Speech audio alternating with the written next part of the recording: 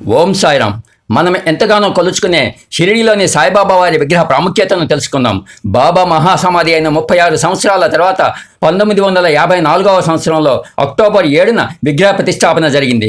1952వ సంవత్సరంలో white Italian marble ఒకటి Italy నుండి బాంబే పోర్టుకు వచ్చింది. కానీ దానిని తీసుకునేందుకు ఎవరూ ముందుకు రాకపోవడంతో వేసిన ఆక్షన్లో కొనుక్కున్న వ్యక్తి ఆ మార్బుల్ను షిరిడీ సాయి సంస్థాన్ ట్రస్టుకు డొనేషన్గా ఇచ్చారు. సాయి సంస్థాన్ ఆ మార్బుల్ని సాయి విగ్రహంగా మలిచే ప్రతిష్టాత్మకమైన పనిని బాంబేలోని ప్రముఖ శిల్పి శ్రీ బాలాజీ వసంతరావు తాలింకు అప్పజెప్పారు. శ్రీ బాలాజీ తాలిం మొదటగా బంకమందుతో బాబావారి విగ్రహ చేయ ప్రారంభించారు. కానీ ఆయనకు బాబా ఎలా ఉంటారో సరైన రూపం అవగాహన లేక బాబావారిని మనస్ఫూర్తిగా ప్రార్థించి ఒకసారి తనకు దర్శనము ఇయ్యమని, అలా ఇచ్చినచో బాబావారి రూపాన్ని భక్తులకు ఆనందం కలిగించే విధంగా విగ్రహ రూపకల్పన చేయగలనని మొక్కుకున్నారు. ఆ మరుసటి రోజు ఉదయం తాలిం 7 గంటలకు తన స్టూడియోకు వెళ్ళగానే ఎటువంటి లైటు వేయకుండానే, ఎలాంటి బయటి వెలుతురు లేకుండానే స్టూడియోలో ఒక పెద్ద శబ్దంతో కళ్ళు మిరుమిట్లు గొలిపే అద్భుతమైన కాంతితో బాబా ప్రత్యక్షమయ్యారు.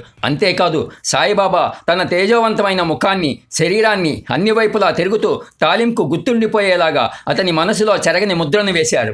వెంటనే తాలిం బంకమన్నుతో బాబావారి విగ్రహాన్ని అచ్చు గుద్దినట్లు చేసి సంస్థాన్కు చూపించారు. సంస్థాన్ వారు బాబావారు ప్రత్యక్షమై చేయించుకున్న ఆ విగ్రహ రూపాన్ని చూసి ఆశ్చర్యపోయి తాలింకు ఈ రూపాన్ని మార్బుల్లోకి మరల్చమని అనుమతినిచ్చారు. బాలాజీ తాలిం ఆనందంతో ఆ రూపాన్ని అద్భుతంగా మార్బుల్లోకి అనువదించ ప్రారంభించారు. కానీ అంతా అయిపోయింది అనుకునే సమయంలో చివరిగా బాబావారి విగ్రహ ఎడమ మోకాలి కింద ఒక గాలి బుడగ ఉండటాన్ని గమనించి దానిని ఎలా తీయాలో తెలియక దానిని ముట్టుకుంటే విగ్రహం మొత్తం ముక్కలయ్యే ప్రమాదం ఉందని గ్రహించి తిరిగి సాయిబాబాని ప్రార్థించగా బాబావారి ఆశీస్సులతో ఒక చిన్న సుత్తి దెబ్బతో ఆ గాలి బుడగ ఎటువంటి ఇబ్బంది లేకుండానే తొలగిపోయింది.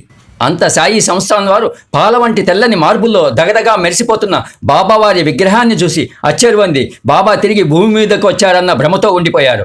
5.5 అడుగుల ఎత్తులో ఉన్న బాబావారి విగ్రహాన్ని షిరిడీ అంతా ఊరేగించి 1954వ సంవత్సరం అక్టోబరు 7వ తేదీన బాబావారి సమాధికి పడమర వైపున ప్రతిష్ఠించారు. బాబా మహాసమాధి కాబోయే ముందు చివరిగా కలిసిన స్వామి శ్రీ సాయి శరణానంద ఆ విగ్రహానికి ప్రాణప్రతిష్ఠ చేశారు.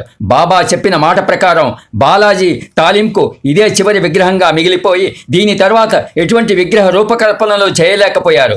బాలాజీ తాలిం తన 82వ ఏట 1970వ సంవత్సరం డిసెంబర్ 25న చివరి శ్వాసను తీసుకొని బాబాలో ఐక్యమయ్యారు. షిరిడీలో మనం అందరం దర్శించుకునే బాబా అద్భుతమైన తేజవంతమైన విగ్రహం వెనుక ఉన్న చాలామందికి తెలియని చరిత్ర ఇది.